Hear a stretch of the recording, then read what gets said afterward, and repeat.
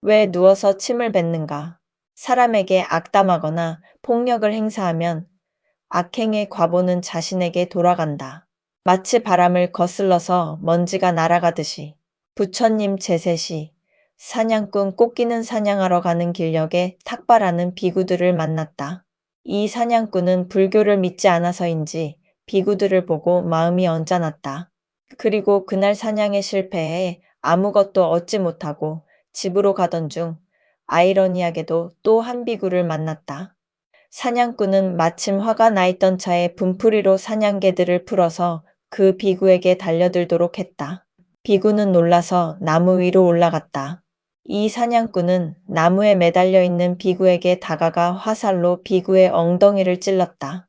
이때 비구가 입고 있던 가사가 땅에 흘러서 사냥꾼의 머리 위를 덮었다. 개들은 가사로 뒤덮인 주인을 알아보지 못하고 사냥꾼에게 덤벼들었다. 한참 뒤 사냥개들이 흩어지고 비구가 나무 아래로 내려가 보니 사냥꾼이 죽어 있었다. 비구는 자기 때문에 사냥꾼이 죽었다며 매우 마음 아파했다. 비구가 부처님께 찾아가 낮에 있었던 일을 말하자 이렇게 말씀하셨다.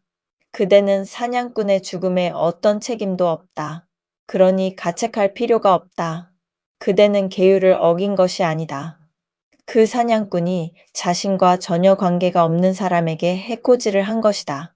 자신의 그릇된 행동에 스스로 비참한 결과를 초래한 것이다. 살면서 누구나 이와 비슷한 일들을 겪는다. 전혀 관계도 없는 사람이 칼로 휘둘러 사람을 죽이거나 상해하는 일도 많다. 또한 악플을 통해 해를 끼치는 경우도 있다. 이는 사람의 영혼을 죽이는 일이다. 42장경에도 앞의 개송과 비슷한 내용이 있다. 포악한 사람이 이유도 없이 사람을 해치는 것은 마치 하늘을 우러러 침을 뱉는 것과 같다. 그 침은 하늘에 머물지 않고 오히려 자신에게 떨어진다. 또한 바람을 거슬러 티끌을 날리면 그 티끌이 저쪽으로 가지 않고 오히려 자신에게 날아오는 것처럼 아무런 연고도 없이 사람을 해치면 반드시 그 재앙은 자신에게 돌아간다. 모르는 상대에게 해를 입었다고 해서 화를 낼 필요는 없다. 왜냐하면 그 상대는 자기 스스로를 미워하는 행위를 한 것이기 때문이다. 이들은 자기 생각대로 상대를 평가하고 결론 내린다. 불교 유식 이론에 일수사견이라는 말이 있다. 같은 물이라도 천이는 보석으로 장식된 연못이라고 보고 인간은 단지 물로 보며 아기는 피로 보고 물고기는 자신이 사는 주처로 여긴다라는 의미이다. 어떤 대상이든 보는 자의 견해에 따라 다르게 생각되거나 평가된다. 송대의 소동파는 문인이자 정치가이며 지극한 불자였다.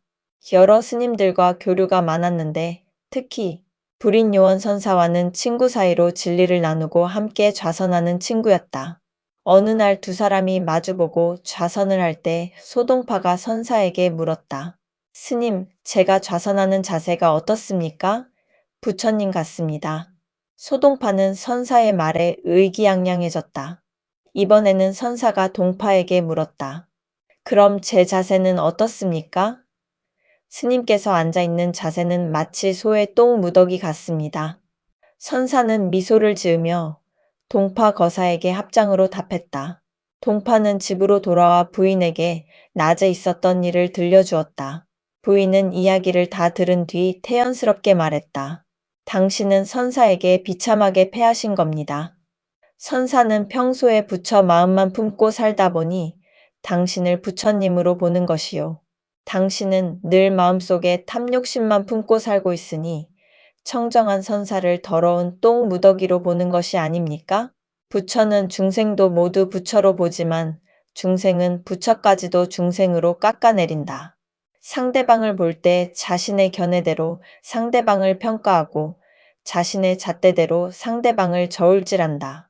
즉 자신이 돼지 마음을 품고 있으면 상대방도 돼지로 보일 수밖에 없고 자신이 부처 마음을 품고 있으면 상대방도 부처로 보이는 법이다. 결국 상대를 꾸짖고 비난함도 자신에게 그런 결점이 있기 때문에 상대방의 약점이 보이는 것이다. 앞에 비구 스님 이야기처럼 억울한 일을 당하거나 전혀 의도치 않았던 일로 평가받은 적도 있을 것이다. 남을 비방하는 것은 그 자신의 인격에 문제가 있음을 드러내는 것이요. 자기의 악업을 짓는 꼴이다. 상대방은 있는 그대로 존재할 뿐이다. 누군가가 그대를 비방한다면 내버려 두어라. 누워서 자기 얼굴에 침을 뱉는 것과 같은 이치이다.